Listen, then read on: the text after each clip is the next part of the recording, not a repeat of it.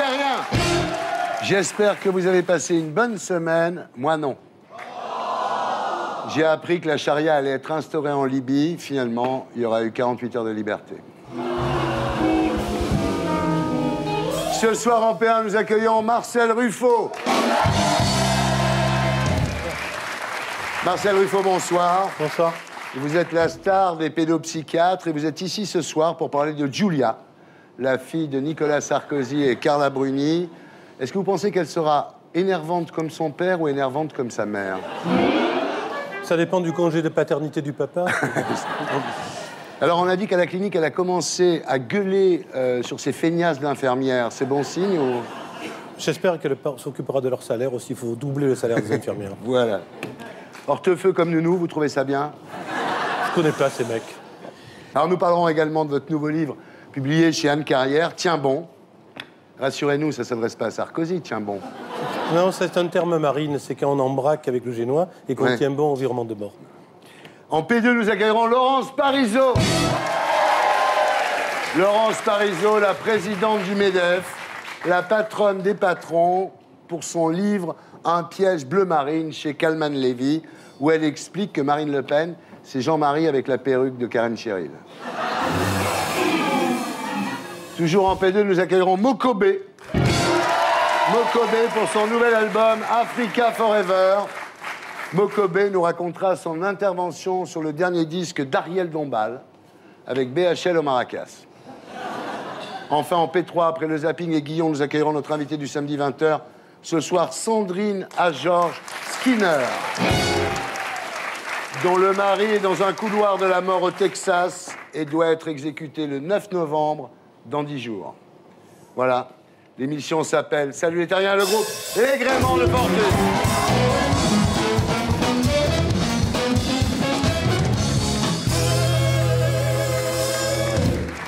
Marcel Ruffo, bonsoir. Donc c'est vrai que vous êtes la star des pédopsychiatres. C'est vrai que les patients vous demandent de signer des ordonnances avec marqué amicalement Marcel Ruffo, non? Alors vous êtes ici pour lancer un appel à tous les enfants que vous avez soignés en leur disant arrêtez de m'envoyer des dessins, j'en peux plus.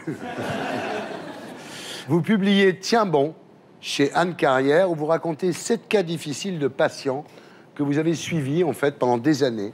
Et à la fin du livre, vous faites un bilan de ces 7 histoires. Vous écrivez « Ces histoires ne sont pas tristes, c'est tout le contraire.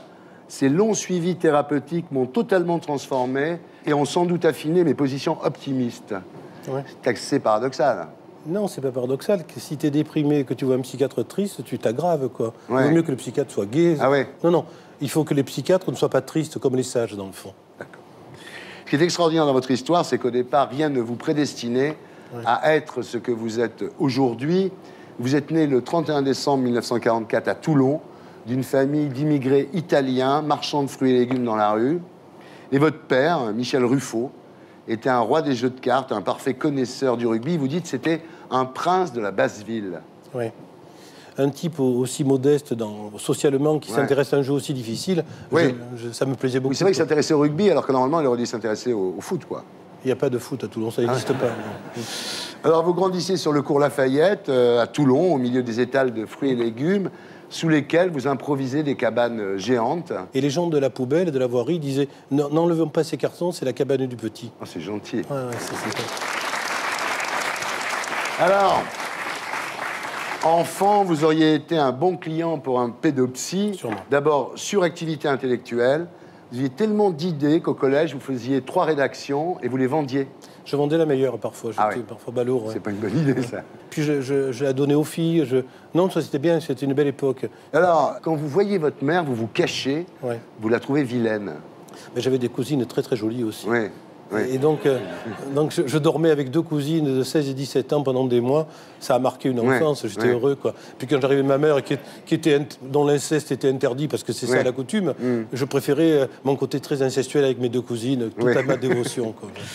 Alors, enfant, vous pensiez en italien, et quand vous entendiez du français, en fait, il vous fallait un certain temps pour traduire, avant de répondre, ce qui fait qu'on vous croyait sourd et idiot, et résultat, on vous a amené chez un psychologue qui a dit non seulement il n'est pas sourd et pas idiot, mais en plus il est même plutôt intelligent. C'était important quand même. C'était surtout important pour culpabiliser l'instit qui m'avait envoyé voir la psychologue. C'est-à-dire que c'était une dame avec des seins énormes, donc j'avais peur d'elle. Tu vois, quand elle s'approchait de moi, j'avais peur d'être enfoui. Tu vois, toujours cette problématique d'hypiène qui marque ma vie.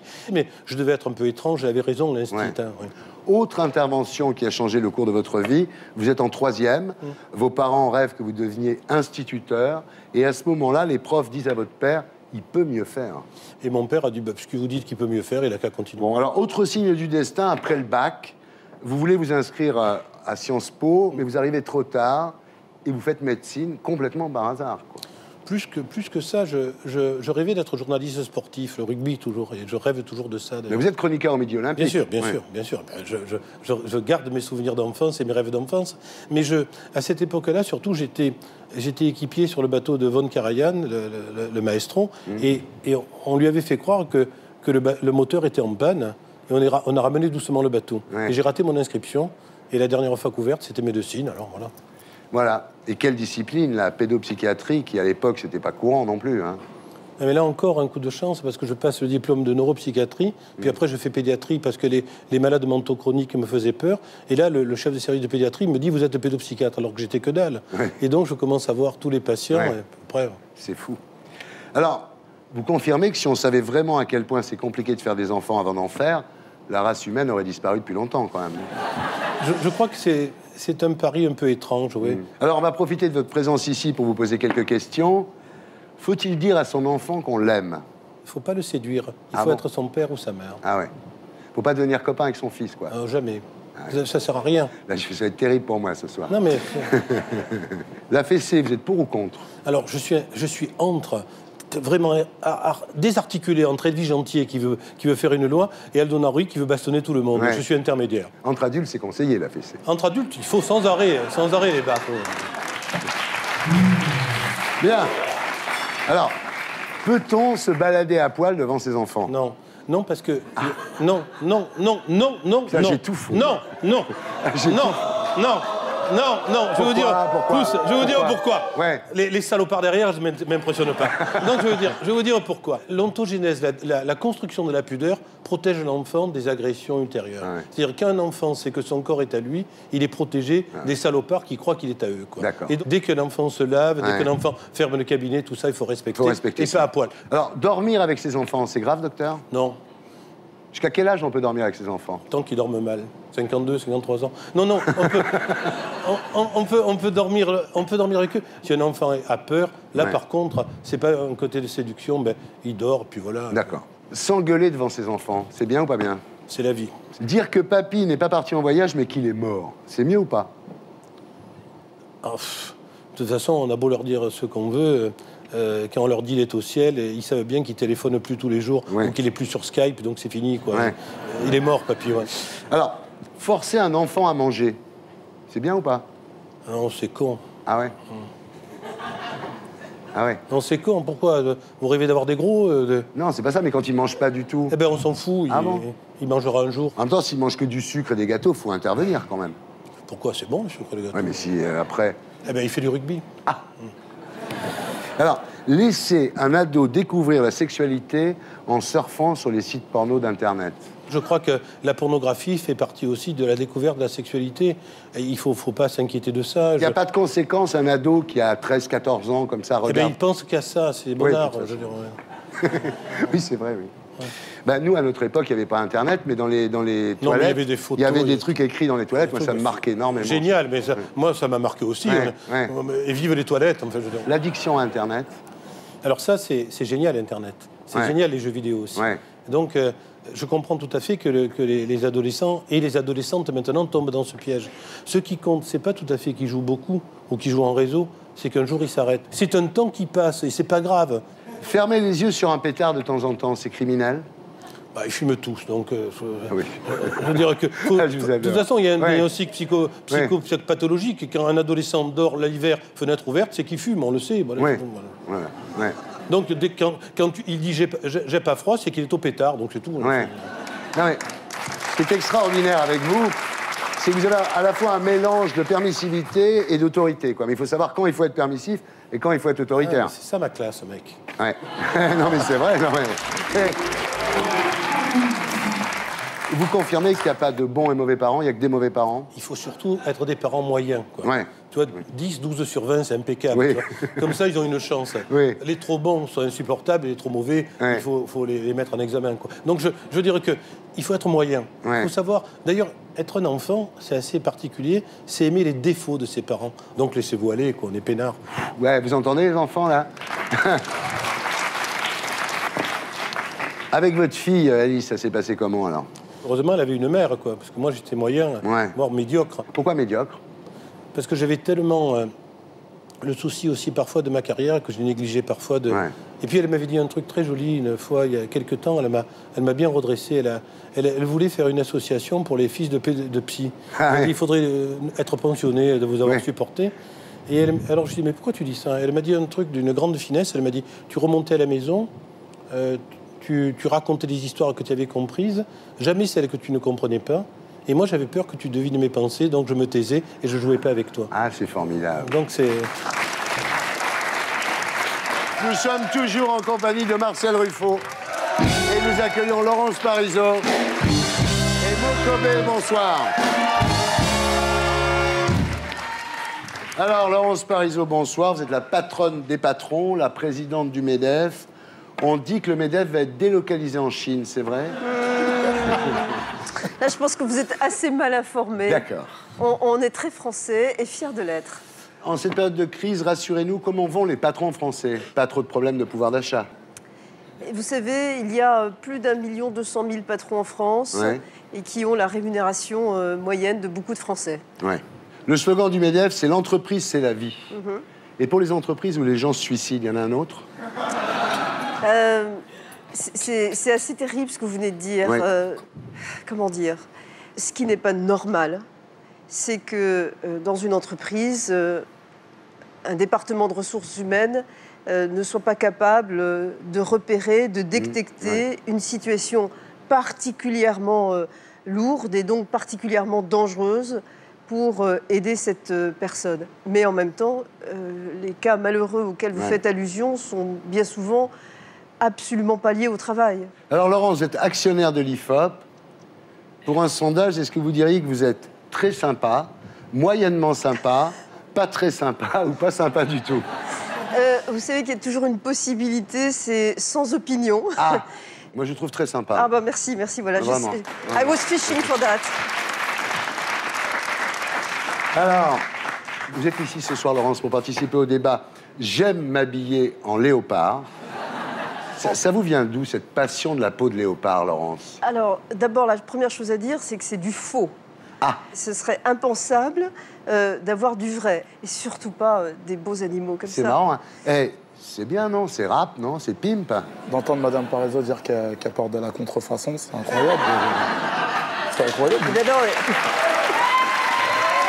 je vais pas que. Alors, en fait, non. Vous êtes ici ce soir pour parler de la présidente d'une petite PME qui conserve une gestion familiale et qui marche très bien, Marine Le Pen.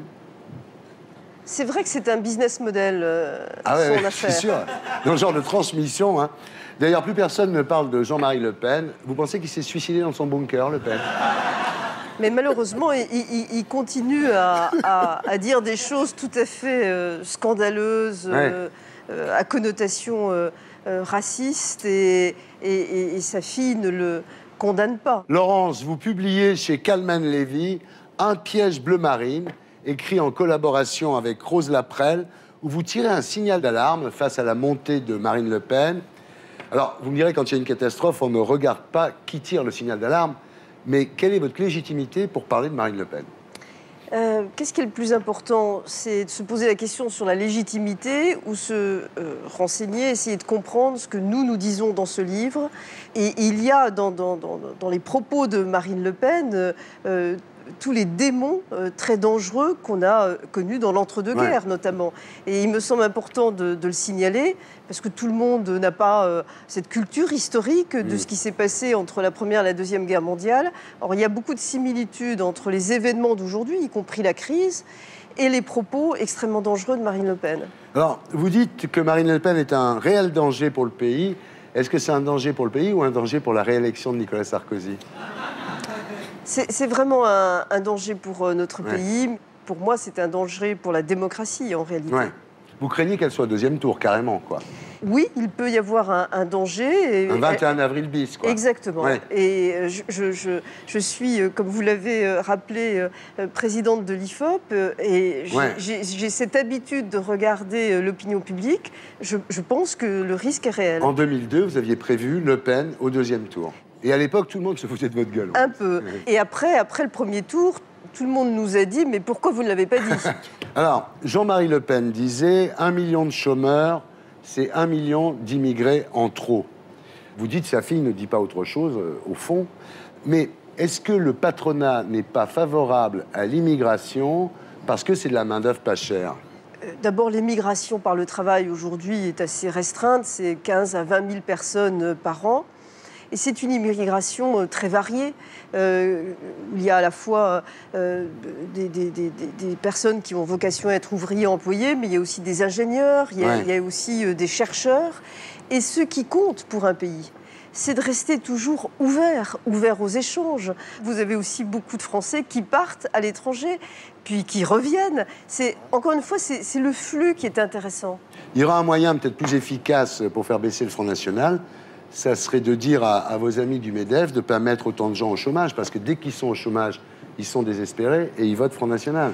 Eh bien, mes amis entrepreneurs ne demandent qu'une chose, bien souvent, c'est de pouvoir embaucher plus. Pour ça, il faudrait qu'on admette enfin qu'il convient de baisser les charges qui pèsent sur le travail et sur la production. Tant qu'on n'arrivera pas à faire face à ce sujet, à le poser clairement sur la table et à le résoudre, le problème restera. Cette semaine, par exemple, quand PSA fait 5000 licenciements boursiers, la bourse remonte le lendemain matin. Non, mais ce n'est pas des licenciements boursiers, c'est des restructurations. Parce que PSA a un problème de compétitivité, et si PSA a un problème de compétitivité, c'est parce que les prélèvements obligatoires qui pèsent sur les entreprises françaises sont les plus élevés d'Europe. Ah oui. La bourse réagit favorablement parce que la bourse se dit le management prend les décisions qu'il convient de prendre suffisamment à temps pour maintenir la performance de l'entreprise. C'est plutôt un signe de bon management, si vous voulez. Alors, en 2012, finalement, vous préférez Marine Le Pen ou Mélenchon? Il n'y a aucune possibilité pour Jean-Luc Mélenchon d'être au deuxième tour. Pour Marine Le Pen, il y a un petit risque. Merci, Mokobé. Rebonsoir. Ça doit vous choquer, tout ça, parce que vous adorez Marine Le Pen, vous. Ouais, Marine Le Pen, c'est une sœur. Ouais. C'est une sœur africaine. Alors, vous êtes rappeur, ancien membre du groupe 113. En 2007, vous avez sorti un album solo intitulé Mon Afrique, avec Salif Keita, Youssou N'Dour, Tikenja, Amadou et Mariam. C'est le disque de vos retrouvailles avec l'Afrique, après toutes ces années rap. Et là, un jour, vous êtes appelé par le management d'Ariel Dombal. Voilà, c'est pour un duo sur son album Diva Latina. Alors là, vous y croyez pas, non? Effectivement, je ne me rappelais plus du visage d'Ariel Dombal. Je me rappelais du nom. Donc j'ai été sur Google, je tombe sur images, photos, et je suis sous le choc, bien évidemment. C'était pas la photo nue en couverture de Paris Match? Non, pas du tout, pas du tout. Et puis je l'ai rencontrée, j'ai trouvé que c'était une femme à la fois exceptionnelle. C'est une grande sœur, c'est une diva, c'est la famille. Voilà. Et voilà, Ariel, si tu nous regardes. C'est la famille. Non, elle est très drôle. Et alors, et Bernard-Henri Lévy, il est sympa? C'est vrai qu'il va faire la beatbox sur votre prochain album, non? Non, je suis pas au courant de ça. C'est bidon, ça. Je suis pas au courant de ça. Alors, si Carla Bruni vous propose une reprise de Dimanche à Bamako avec elle, vous dites quoi? Non, pas du tout. Je pense pas, moi. Je pense pas, c'est pas ma cam. Alors, vous aviez sorti l'album Mon Afrique en 2007. Aujourd'hui, c'est Africa Forever. Vous n'auriez pas un petit mal du pays, Mokobé? Non, c'est pas que j'ai le mal du pays. Moi, je suis né en France. Je suis né en France, à Saint-Maurice, dans le 94. L'Afrique, voilà, c'est un continent qui me tient à cœur. Voilà, mon père est d'origine malienne sénégalaise, ma mère est d'origine malienne mauritanienne. Donc je suis d'origine africaine, comme Éric Zemmour. Ouais. Bah oui, vu qu'il est Bah ouais. Lui, il est d'Afrique du Nord, lui. Non, mais c'est vrai, non, mais c'est important de le préciser. Bien sûr. En fait, je suis fier de savoir que Éric Zemmour est africain. Vraiment. Éric, tu nous regardes. Et donc, Et donc, cet album, Africa Forever, est un peu une réponse à, on va dire, à la ferme célébrité, ou à Pascal le Grand Frère au village de Tabakunda, des émissions débiles comme ça, où on montre l'Afrique, genre la feuille entre les jambes, avec une lance pour aller chasser le lion. Ou Benjamin Castaldi qui vous dit en plein prime time que le chef du village a voulu lui donner sa fille contre 11 vaches. Des conneries comme ça, plein de conneries comme ça. Donc, à travers mon disque, Africa Forever, j'explique que l'Afrique est un continent en or, c'est le berceau de l'humanité, c'est la terre-mère.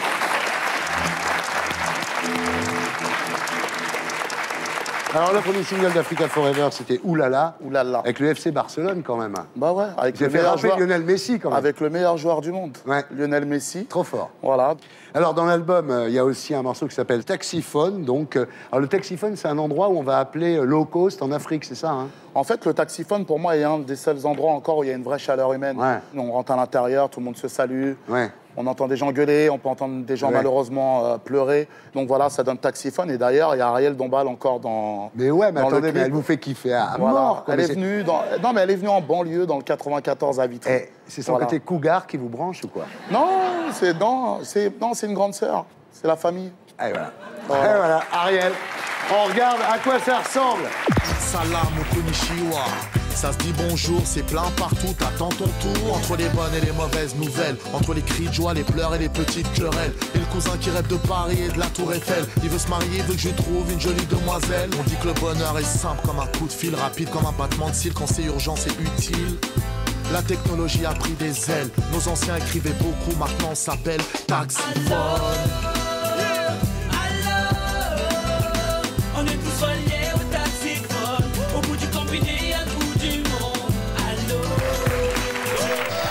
Voilà, Mokobe, Taxiphone, extrait de Africa Forever. C'est très bien, merci. Merci. Et maintenant, on passe à l'actualité de la semaine avec l'édito de Blacko 1. Et c'est Christian Schubert du quotidien Frankfurter Allgemeine Zeitung que nous retrouverons sur ce plateau après le magnéto. Depuis que l'euro est dans la tempête, Nicolas et Angela sont à la manœuvre. On a bien compris que le couple franco-allemand gouvernait l'Europe, mais qui de Nicolas ou d'Angela tient vraiment le gouvernail? Il y a 2 ans, Angela était tellement fâchée contre les Grecs qu'elle refusait de leur jeter une bouée de sauvetage. Heureusement, Nicolas l'a convaincue de ne pas les abandonner aux requins de la finance. Sinon, ils continueront de tourner autour de l'euro pour qu'on leur jette les Irlandais, les Portugais et finalement tout le bateau. Pendant 2 ans, les pays endettés ont donc lutté contre la noyade, tandis que les Allemands qui s'étaient préparés à la tempête s'en sont tirés avec un léger mal de mer. Résultat, si les pays du Sud veulent rester à bord de l'euro, ils vont devoir accepter les conditions dictées par les Allemands. Je suis très satisfaite des résultats. Nous avons tous fait un effort extraordinaire pour apporter plusieurs facettes à ce plan.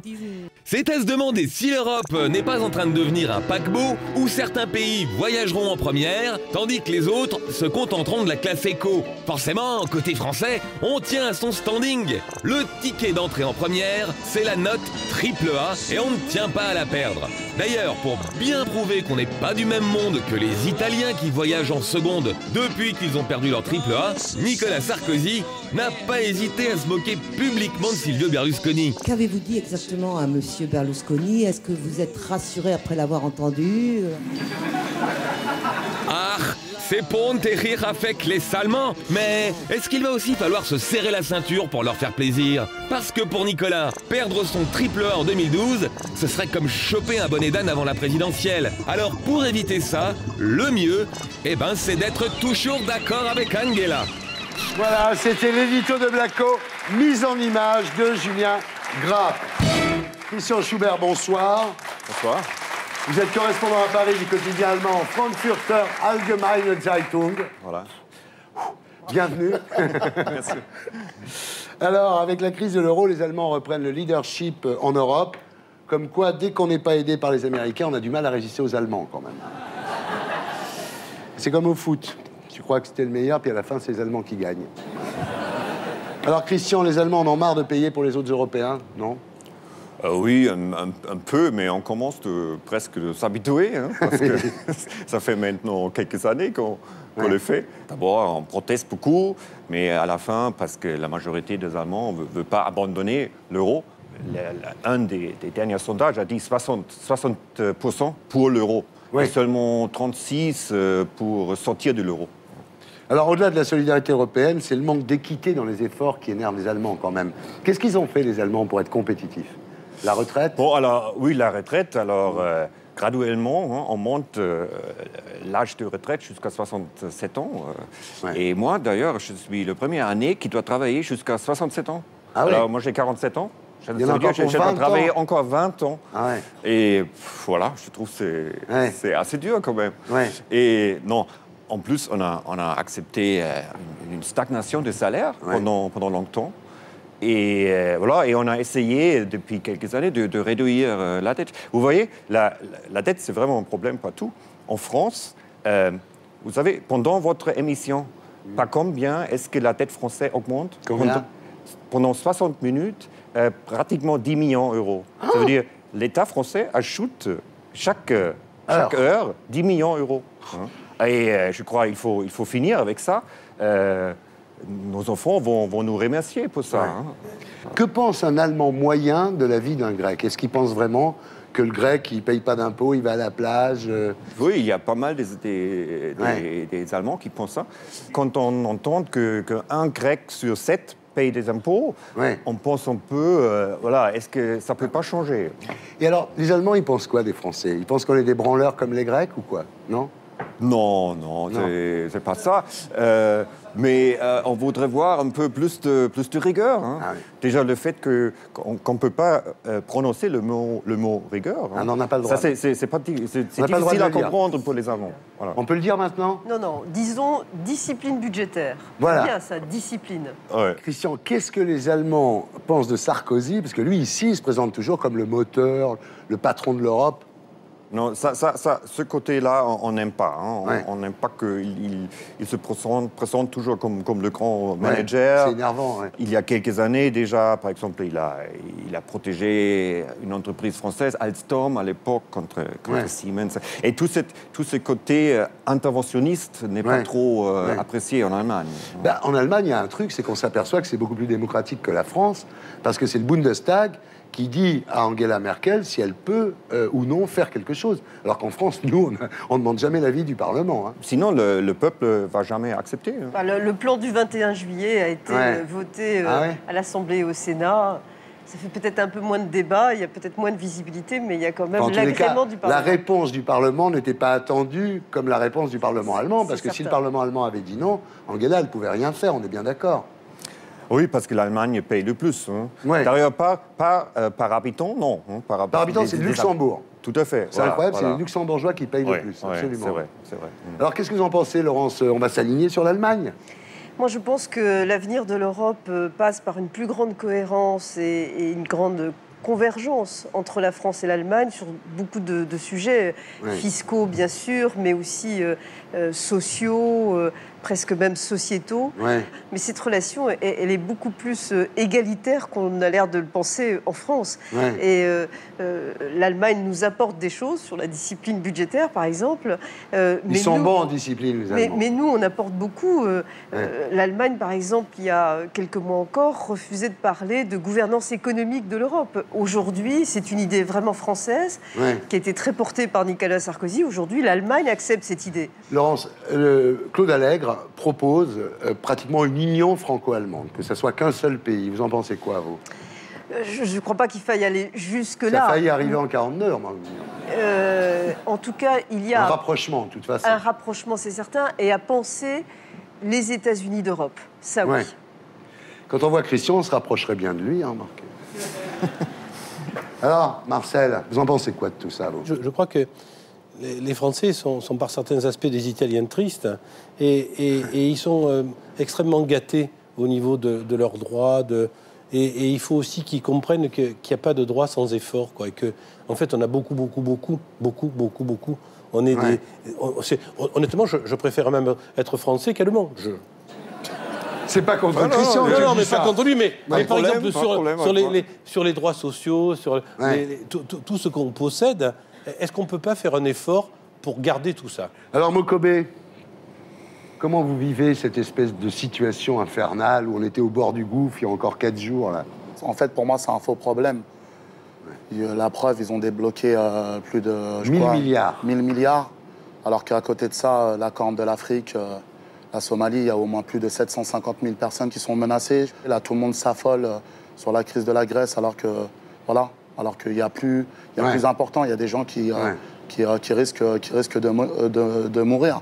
Alors, pour le moment, c'est les Allemands qui décident, mais bientôt, ça va être les Chinois, alors. Oui, c'est possible. Vous êtes comment avec les Chinois, vous?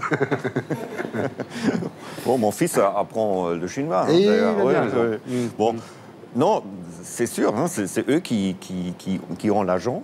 Moi, je crois qu'il faut faire attention. Et si la Chine doit venir aider les fonds européens, je pense qu'il faut qu'on négocie cet accord avec beaucoup de précautions et qu'on le fasse en pensant à l'avenir. Mais vous ne croyez pas que les Chinois, un jour, vont vouloir être heureux comme les autres plutôt que de travailler sans arrêt? Enfin, c'est une question qu'on peut se poser. C'est-à-dire que c'est bien gentil d'être les ouvriers du monde. Mais pourquoi faire? Pour travailler, avoir du yang et puis pourquoi? Je pense aussi qu'on devrait leur exporter notre loisir, par exemple, et ça, on transforme l'économie mondiale, quoi. Il faudrait les italianiser. Je crois qu'il faut envoyer Berlusconi à Pékin. Berlusconi à Pékin. On continue à discuter de l'actualité de la semaine avec l'édito de Blacko 2. Au printemps, les révolutions arabes sentaient bon la démocratie en fleurs. Mais voici l'automne, et les fruits qu'on récolte ne sont pas ceux qu'on attendait. Du coup, on se demande si Nicolas le jardinier a eu raison d'arroser la Libye avec des bombes pour y faire pousser la démocratie. Vive la Libye! Vive l'amitié entre la France et la Libye! La France a dépensé 300 millions d'euros pour déraciner Kadhafi, mais si la mauvaise herbe islamiste repousse à la place, est-ce qu'on y gagne au change? Déjà que le chef des combattants qui ont libéré Tripoli est un ancien d'Al-Qaïda, voilà maintenant que le chef du CNT affirme que la charia sera la source du droit en Libye. La loi sur le divorce et le mariage qui limite le nombre d'épouses est contraire à la charia. Et elle n'est plus en vigueur. Si on ajoute la victoire des islamistes en Tunisie et le succès attendu des frères musulmans en Égypte, on se demande si l'islam radical ne risque pas de s'installer de l'autre côté de la Méditerranée. Bah et alors? Il est où le problème avec l'islam radical? L'Arabie Saoudite applique la charia dans son intégralité. C'est le plus radical des régimes islamiques. Et ça n'empêche pas les Saoudiens d'être des types très sympas. La preuve, dès que c'est possible, on signe des milliards de contrats avec eux. Comme quoi, ce qui nous fait peur au Maghreb, c'est pas qu'il y ait des millions de musulmans, mais plutôt qu'il y ait des millions de pauvres. Voilà, c'est l'édito de Blacko 2, mise en image de Julien Grappe. Alors voilà, on n'a plus beaucoup de temps parce que l'émission avance. Je vais juste avoir vos réactions sur ce qui se passe en Tunisie, en Libye, bientôt en Égypte. Donc on a dépensé 300 millions d'euros pour virer Kadhafi. Est-ce que c'était un bon investissement? C'est l'honneur de notre pays de l'avoir fait. Maintenant, je pense que les liens, il faut savoir les construire, notamment des liens économiques, et surtout encourager à ce que la démocratie, qui est toute fragile et toute naissante, s'installe sérieusement. Les Allemands ne sont pas allés en Libye, c'est parce qu'ils savaient que derrière, il y aurait la charia? Non, je crois. Non, c'était vraiment une faute de la part des Allemands de ne pas participer. Oui, ils font des fautes vraiment... aussi. Ah oui. C'est rassurant. Ah oui. Non, c'était... oui, c'est à cause... À la fin, c'est à cause de notre histoire aussi. Hein. On est toujours très réticents d'intervenir sur le plan militaire. Mokobé, alors cette intervention en Libye, finalement, où on veut exporter notre système européen en Afrique, qui est, finalement, on s'aperçoit qu'en fait, ils n'en veulent pas, quoi. Ils veulent la charia, puis voilà.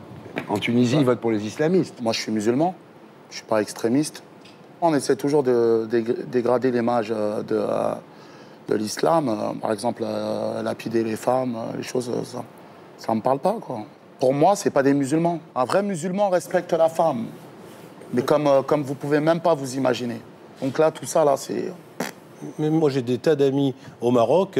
Le respect de la femme fait partie de leur culture. Ils sont pratiquants, musulmans. Le père est allé 2 fois à la Mecque et jamais personne ne manque de respect aux femmes. Je pense que pour comprendre le problème aussi, ce serait bien d'aller parler à quelques femmes tunisiennes aujourd'hui qui sont très inquiètes.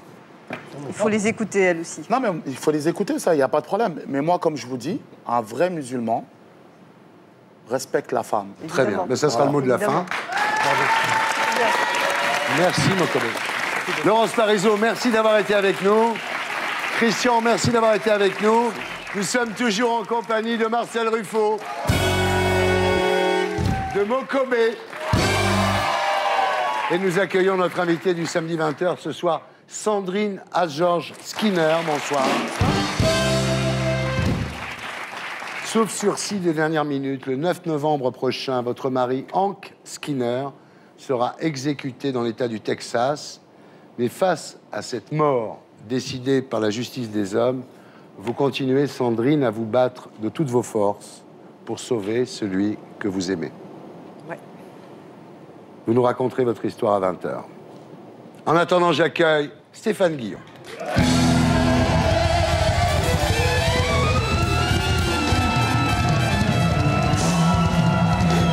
À vous, Stéphane, pour Guillon 2012.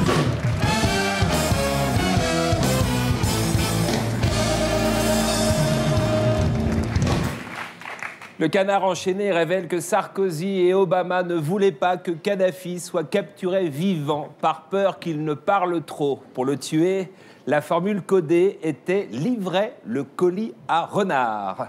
Dans les affaires sensibles, les formules codées, c'est obligatoire. Quand DSK était au Carlton de Lille, c'était « livrer colis à chimpanzé en rute ». La Mahatma est arrivée en France. La grande sage indienne a prévu d'étreindre 20 000 personnes en 3 jours. Le record actuel est détenu par un Français, 18 000 étreintes en 3 jours, avec pénétration, ce qui prend un peu plus de temps.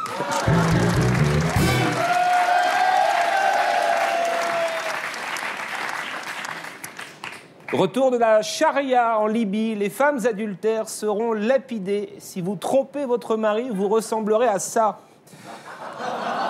Les aventures de BHL en Libye vont continuer, bientôt sortie de BHL au pays de la charia.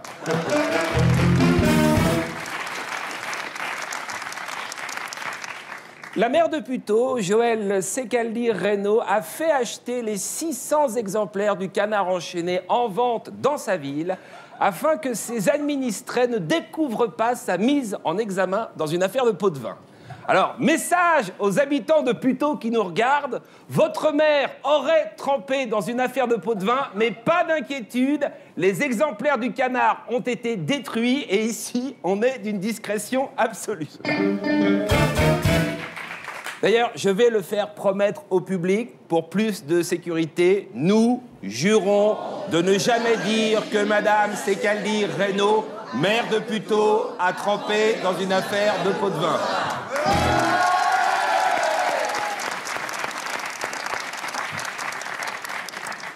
Pour conquérir la mairie de Paris, le débat d'idées continue entre François Fillon et Rachida Dati. Chacun rend hommage à l'autre. Dati a ouvert le bal. Habitant de la Sarthe, pecno, bouseux, dépressif, faire-valoir, gros lâche, sac à merde. Le Premier ministre a répondu fashion victime, nympho, obsédé sexuel, sorcière, arriviste, beurette des bacs à sable, des échanges, d'une grande tenue. Les électeurs auront du mal à choisir.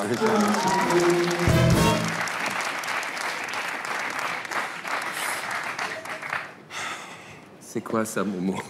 C'est le Canard enchaîné? T'as vu Joëlle Secaldi-Reynaud, la mère de Puteaux? Elle aurait touché des pots de vin? Faut pas que ça se sache, Momo, ça. Si tu trouves un canard, tu le déchires. Ok.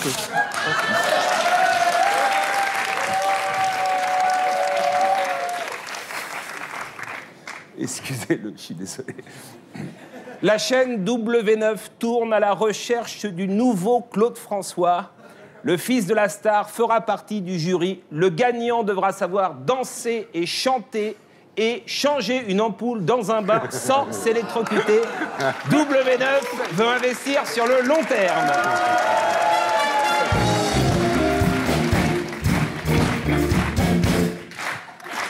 Bravo. Oui, bah, j'ai quelques vieux restes. Ah, oui. C'est simple. Ah non, non. Non, pas vous. Non, non, pas moi. C'est vrai qu'il y a la hanche en plastique qui fait que... Sans déambulateur, c'est très difficile. Le CSA sanctionne les chaînes d'infos. Trop de temps de parole accordé au PS. Oui, mais bon, c'est délicat. Quand c'est Copé ou Morano qui parlent, c'est tellement con et nul. Est-ce qu'il ne faut pas comptabiliser leur temps de parole en faveur de la gauche? J'ai retrouvé un canard. La mère de Puteaux, Joël Secaldi, aurait placé 4 millions d'euros sur un compte au Luxembourg. Putain,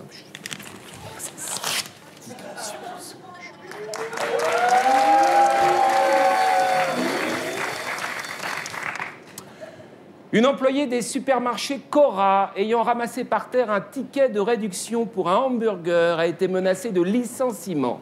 C'est ça, la justice sociale. Vous avez un job de merde, vous récupérez un ticket pour en manger et vous êtes encore plus dans la merde.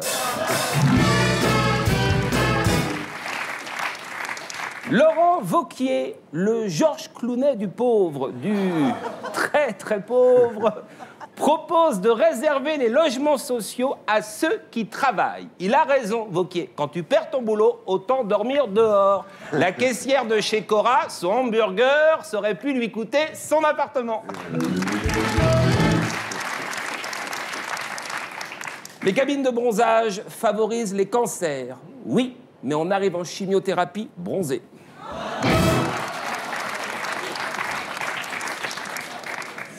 Marseille prend un arrêté anti-mendicité. 38 € d'amende si vous faites la Manche. Et à Nogent, 38 € d'amende si vous faites les poubelles. Donc, quand on perd son boulot, on dort dehors, dixit Laurent Wauquiez, et on crève de faim et de froid. C'est mot pour mot la promesse de Nicolas Sarkozy en décembre 2006. Je veux, si je suis président de la République, que d'ici à 2 ans, plus personne ne soit obligé de dormir sur le trottoir et d'y mourir de froid. Parce que le droit à l'hébergement, Thierry Ardisson, c'est une obligation humaine.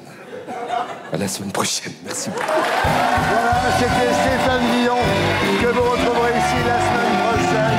Et d'ici là, sur canalplus.fr. On passe maintenant à notre invité du samedi.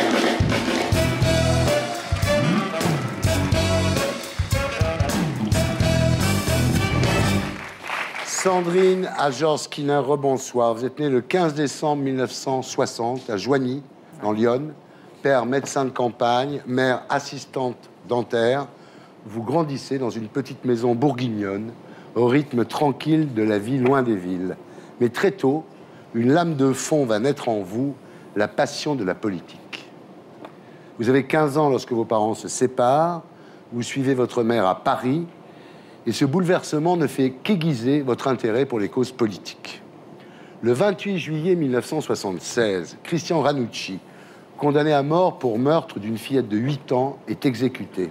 Vous dites « Je m'en souviens très bien, je ne cherchais pas à savoir s'il était coupable ou pas. Ce qui m'a choqué, c'est qu'on le découpe en deux. » Et je me suis dit, mais c'est pas possible qu'en France, aujourd'hui, enfin c'était en 1976, on coupe des gens en deux au nom de la justice. Ça ne me paraissait pas supportable. Ranucci avait 22 ans. Oui. Après un passage à Marseille chez votre père quand votre mère tombe malade, vous remontez à Paris pour faire une licence d'anglais. Vous partez à Londres, vous devenez assistante de production, puis directrice de production de films publicitaires et de films de cinéma. Vous gagnez bien votre vie à l'époque. Oui. Mais parallèlement, vous cherchez à vous impliquer dans ce qui deviendra le combat de votre vie, la lutte contre la peine de mort. Vous vous rapprochez d'Amnesty International, vous devenez coordinatrice pour le Rwanda et le Burundi. Oui, en Angleterre, oui. En 1981, François Mitterrand abolit la peine de mort, donc ça vous encourage? Bien sûr, c'était très tardif. Hein. La France était le 35e pays au monde à abolir, on était le dernier d'Europe occidentale, donc il n'y a pas trop de quoi être fier, donc on était quand même très content que ça se fasse enfin. Après 6 ans à Londres, vous rentrez à Paris, où vous continuez votre job de directrice de production, vous faites un enfant, Daphné. Quelques années plus tard, en 1995, un ami vous suggère de lire un article dans Télérama consacré à une association de condamnés à mort au Texas qui s'appelle La Lampe de l'Espoir et dont le principe est de correspondre avec des prisonniers enfermés dans le couloir de la mort aux USA pour les aider à garder un lien avec le monde extérieur. Oui, cette association, elle était unique parce qu'elle a été créée par les condamnés à mort du Texas et elle était gérée de l'intérieur du couloir de la mort. Alors vous entamez une relation épistolaire avec 3 détenus, dont Hank Skinner. Dans la première lettre, vous vous présentez sans plus, et lui, il vous répond 30 pages. Oui, mais pour lui, 30 pages, c'est pas énorme. Ah ouais? Ouais, même encore aujourd'hui. Hein. Ouais. J'ai reçu 2 lettres, une jeudi, 36 pages, une vendredi, 32 Ah ouais. pages. C'est beaucoup moins que ce qu'il a écrit une période, mais il est très fatigué, donc il écrit moins, on va dire. Et dans ces lettres, il vous raconte sa vie quotidienne? Il me parle de son enfance, de sa vie, et puis ensuite, effectivement, ce qu'il vit dans le couloir, des difficultés des conditions de détention. Quand on est un blanc et qu'on soutient les condamnés à mort des minorités raciales, qu'on les défend, qu'on les assiste, et qu'on se fait saquer par des gardiens et maltraiter par des gardiens qui sont du Ku Klux Klan. Et il en a beaucoup souffert. Il a passé beaucoup de temps en mitard à cause de ça. En lisant cette lettre, évidemment, le trouble s'installe en vous. Vous dites, c'est mon double, quoi. Les mêmes goûts musicaux, les mêmes goûts littéraires, les mêmes références politiques. Donc c'est un choc pour vous, j'imagine. Oui, surtout qu'on vient vraiment de 2 planètes différentes. Oui. Hein. Alors oui, c'est votre double, certes, mais avec une histoire personnelle totalement opposée à la vôtre. Ouais. Lui, il était rebelle. À 14 ans, il quitte le foyer familial pour suivre la tournée de Led Zeppelin aux USA. Et vous êtes fan de Led Zeppelin. Ah oui, absolument. Il a fait son baluchon, il est parti. Ouais. Voilà. Et puis ensuite, bon, il a connu l'alcool, les drogues, et puis il a commis des menus larcins. Oui, absolument. Ouais. Ensuite, il devient avoué, ce qui est bien quand même. Il a travaillé avec des grands avocats pénalistes, oui. Alors, on va pas retracer son cas ici, mais disons qu'il est accusé du meurtre de sa petite amie et des 2 fils de cette femme. Enfin, il y a de nombreux points non élucidés dans son affaire, clairement. Il y a des éléments à décharge qui n'ont jamais été présentés ni au procès, que les tribunaux ne veulent pas accepter en appel, et on a toujours 95% des scellés de la scène de crime qui ne sont pas testés à l'heure d'aujourd'hui. En 2000, après 5 ans de relations épistolaires, vous vous rendez pour la première fois dans la prison de Polunsky, et là, vous découvrez Hank à travers une épaisse vitre en plexiglas. Vous sentez que des sentiments amoureux sont en train de naître à ce moment-là? Oui, mais je pense qu'ils étaient déjà là avant, d'ailleurs. Ouais. Mais on ne s'en parle pas encore à ce moment-là. On est tous les 2 très pudiques de ça. D'abord parce que lui ne voulait pas m'entraîner dans son monde, en enfer dans le couloir. Moi, je me disais que c'était peut-être une vue de l'esprit et qu'il fallait qu'on apprenne à se connaître et voir si réellement il se passait quelque chose. Alors, les années suivantes, vous y allez 4 fois par an, entre 4 et 8 semaines à chaque fois, et vous avez droit à une visite par semaine. Ouais. Quelle abnégation. Quand on aime, on ne compte pas. Hein. Ouais. Alors, quand vous voyez, vous collez chacun les mains sur la vitre en plexiglas, jusqu'à un moment où il vous dit « Bon, arrête, c'est horrible, quoi ». Ah oui, parce que on le fait presque instinctivement. Et puis, si on laisse nos mains comme ça, très vite, on se rend compte qu'on n'a pas, il n'y a pas de toucher. On a une sensation visuelle. Et on se rend compte que c'est horrible. Alors, la frustration est terrible. Vous dites, en plus, je ne crois pas du tout aux amours platoniques, quoi. Ah non, et lui non plus. Hein. Ah non, c'est pas notre genre, ni l'un ni l'autre. Encore pire. Et puis, un jour, en 2008, vous recevez une lettre de 30 pages où il vous dit, il faut qu'on se marie. Je lui dis, mais qu'est-ce qui t'arrive, là? Ça te prend comme une envie de pisser d'un seul coup. Non, mais il y a une urgence, il y a une raison. Est-ce que tu as perdu tes appels? Tu me l'as pas dit. Et quand je l'ai vu, il m'a dit, non, pas du tout, mais c'est maintenant. Alors là, bon, c'est un mariage par procuration. Lui, évidemment, on ne peut pas venir. Donc, c'est votre copine Nancy qui vient. Vous avez l'impression de vous marier avec votre copine, quoi. Ah oui, c'était particulier. Est-ce que vous avez épousé un homme ou une cause? Ah non, j'ai épousé un homme. Un homme, clairement. C'est très clair. Alors, au fil des lettres, vous découvrez ce qu'est le couloir de la mort, c'est-à-dire une cellule de 2 mètres sur 3, avec une toute petite fenêtre. Mais pour accéder à cette fenêtre, il faut monter sur le lit et se mettre sur la pointe des pieds, quoi. Oui, parce qu'elle est, elle est horizontale. C'est une fenêtre qui ne s'ouvre pas, d'ailleurs, de toute façon. Donc, s'il y a un bloc de détention en face, ils voient du béton. Et si c'est le dernier bloc, ils ont la chance de voir de la nature. Donc, le mec qui a construit ça, il le savait, ça? Ah, mais vous savez que les architectes qui construisent les prisons de haute sécurité sont très très fiers. Ah ouais. Il faudrait les faire vivre, hein, dedans, d'ailleurs. Les dernières qui ont été construites, c'est le summum de l'horreur. C'est-à-dire que les cellules sont placées de telle façon que le prisonnier ne peut même pas voir ce qui se passe devant la porte de sa cellule. On les déshumanise complètement, tout est automatisé. Mais les mecs, ils réfléchissent à ça, quand même. Ah ouais, mais ce sont des camps d'extermination, hein. Il faut appeler ça par leur nom. Hein. Ouais. Alors, il n'y a pas de promenade à l'extérieur. Quand on va se promener, c'est dans une cellule qui est un petit peu plus grande que celle où on est. Oui. Et ça s'arrête là. Une fois par semaine, ils sont censés aller dans une cour extérieure, qui est toute petite. On ne peut même pas faire le tour en courant, tellement c'est ridiculement petit. Une cour en béton, très très grillagée, où on a du mal à voir le ciel. Donc, mais toujours seuls. Ils sont à l'isolement total. Hein. Alors, le seul contact qu'on a avec un autre être humain, en fait, c'est quand les gardiens vous tapent dessus, quoi. Oui, ou quand ils vous passent les menottes, ou quand vous allez au service médical et que le médecin va vous examiner. En plus, les gardiens sont assez sadiques. Ils empêchent les détenus de dormir en les réveillant toutes les 45 minutes. C'est leur parano sécuritaire qui fait que, surtout quand ils sont dans le bloc de tous ceux qui ont des dates d'exécution, parce qu'on a tellement peur qu'ils se suicident avant d'être exécutés, ce serait tellement dommage, que du coup, on les réveille. Et puis, il y a le trou, quoi. Il y a le mitard. Alors là, c'est une cellule sans ouverture. Ils sont même en restriction de nourriture. C'est-à-dire qu'on récupère tous les restes des repas et on mélange ça avec de la farine, on leur fait un pain, et on leur file un pain pour 15 jours. Et ils se débrouillent avec ça. Inhumain. Ah oui, non, mais c'est le goulag. Hein. Les prisons américaines, il faut quand même en parler un jour sérieusement, parce que c'est... Et il y a des mineurs qui vivent dans des conditions pareilles aussi, hein, aux États-Unis, il ne faut quand même pas l'oublier. En juin 2008, vous apprenez que vous êtes privé du droit de visite et du droit de correspondance. C'est un moyen de faire pression sur lui, en fait. On est dans un truc complètement kafkaïen, de gens qui sont au-dessus de la loi et qui... C'est le Far West, hein. Voilà, c'est tout. Il faut quand même se souvenir que c'est un pays qui s'est construit sur la violence, mais surtout qui a une culture du châtiment qui est incroyable. Le rapport à la vengeance, la confusion entre la vengeance et la justice est absolument dramatique et a des conséquences dramatiques, encore aujourd'hui. Alors, Hank échappe à l'exécution en 1999, mais en 2009, vous apprenez que son exécution est fixée au 24 février 2010. Ouais. Là, c'est le compte à rebours qui commence, quoi. On savait qu'il y avait un vice de forme sur le mandat d'exécution, donc on savait qu'il y aurait un report, mais on ne pensait pas que ce report serait pour 30 jours plus tard. Et donc, on a une nouvelle date pour le 24 mars. Vous dites, quand la date arrive, je perds la notion du temps. Ah oui, complètement. Ça vous déstabilise complètement. C'est pas que ça me déstabilise, c'est que je verrouille en moi le calendrier. C'est-à-dire que je sais que si je dois pouvoir gérer le reste au quotidien, je ne peux pas commencer à compter les jours, c'est pas possible. Et d'ailleurs, malheureusement, je n'ai toujours pas, depuis 1 an et demi maintenant, toujours pas retrouvé mon sens du calendrier. Alors l'exécution est donc repoussée d'1 mois.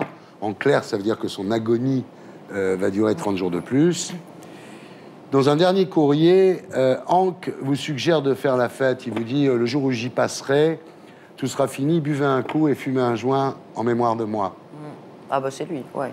Alors une demi-heure avant l'exécution, Hank a déjà quitté la cellule quand la Cour suprême accorde un sursis jusqu'au 9 novembre 2011, c'est-à-dire dans 10 jours de maintenant, quoi. Bah, c'est-à-dire qu'elle a accordé un sursis illimité. Elle a mis 2 mois pour décider d'accepter ou pas son dossier. Donc on a eu 2 mois toutes les semaines aussi, c'était l'angoisse, parce que si elle avait refusé, il reprenait une date pour 30 jours plus tard. Donc effectivement, il y a eu une audience en 2010, on a gagné en mars cette année, et malgré cette jurisprudence majeure, le juge qui l'a condamné à mort a re-signé un mandat d'exécution pour le 9 novembre cette année, oui. Dans 10 jours. Oui, dans 10 jours, oui. Alors dans ces cas-là, vous fumez beaucoup, j'imagine. Beaucoup trop, oui. Oui, c'est sûr. Perdez du poids. Ça vous détruit psychologiquement. On essaye de canaliser l'angoisse pour être toujours dans une énergie productive. Lui, il a besoin aussi qu'on le nourrisse d'une énergie productive. On n'est pas en déni du fait il y a quand même un risque important qu'il soit exécuté dans 10 jours. En même temps, ça ne l'empêche pas de faire des projets d'avenir. Des voyages qu'il a envie de faire, de ce qu'il a envie de voir en Europe. Notre toute dernière visite, le 24 mars l'année dernière, il faisait encore des projets. Alors, effectivement, ce qui est terrible dans cette histoire, c'est que la seule fois où vous risquez de toucher et d'embrasser votre mari, ça sera à la morgue. Oh oui, les corps sont transférés très vite après les exécutions, justement pour que les familles puissent chaud. Enfin avoir un contact avec un corps chaud. C'est absolument sordide, et c'est comme ça. Si regardez la télé, là, vous diriez quoi? C'est que je suis extrêmement fière de lui, qu'il a une force de survie exceptionnelle, que je sais pourquoi je l'aime, Et je sais que quoi qu'il arrive, je serai avec lui. Ouais.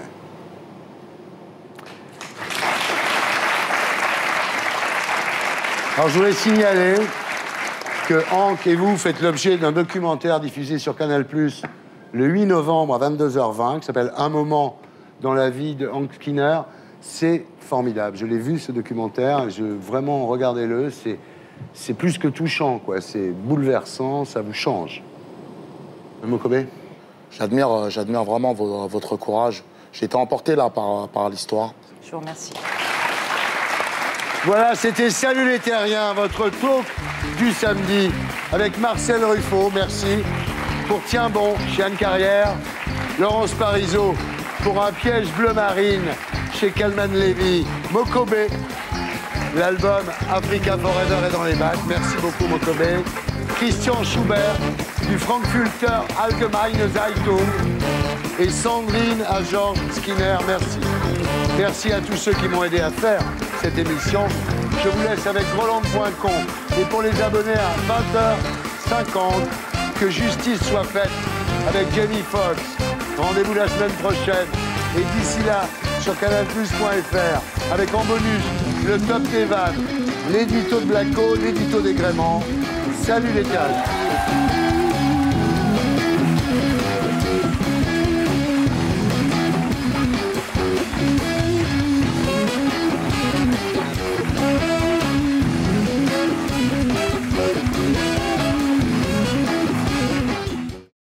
Et pour être sûr de ne rien rater de Inarditube, abonnez-vous et mettez un pouce bleu.